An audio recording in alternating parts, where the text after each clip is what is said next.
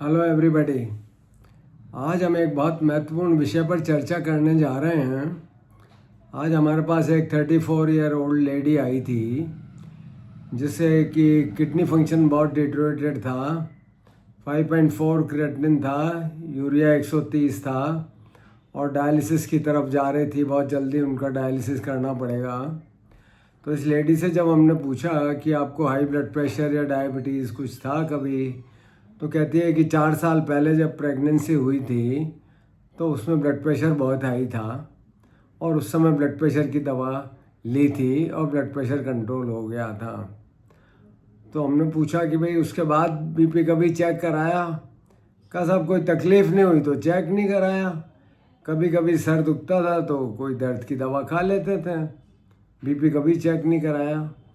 तो अब ये स्थिति है जो कि एक किडनी के डॉक्टर के लिए बहुत ही व्यथित करने वाली बात है कि किडनी फेलियर को इस स्थिति में बचाया जा सकता था यदि ये लेडी अपनी डिलीवरी के बाद बीपी रेगुलर चेक करवा कर और बीपी की दवा खाती रहती, कंट्रोल रहता, तो इस स्थिति में एंड स्टेज किडनी डिजीज़ की तरफ नहीं पहुंच पाती।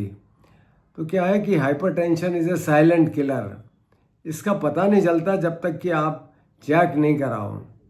तो जब इस लेडी को बीपी का पता था कि इनका भाई बीपी हाई था, तो उसके बाद उसे नियमित रूप से चेक कराना चाहिए था, बीपी की दवा लेनी चाहिए थी, तो किडनी फेलियर से बचा जा सकता था।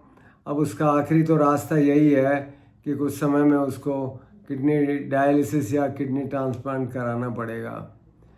तो आज मैं यही मैसेज आपको देना चाहता हूँ कि जिन महिलाओं को प्रेगनेंसी में या प्रेगनेंसी से पहले हाई ब्लड प्रेशर था तो प्रेगनेंसी में उनको दवा देनी पड़ी और प्रेगनेंसी के बाद उन्होंने करना तो कभी बीपी चेक कराया ना कभी दवा ली, तो ऐसा ना करें।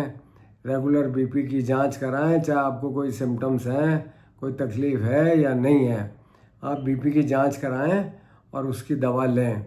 Hypertension is a silent killer और हाई ब्लड प्रेशर और डायबिटीज़ ये 2 किडनी की बीमारियों के मुख्य कारण हैं।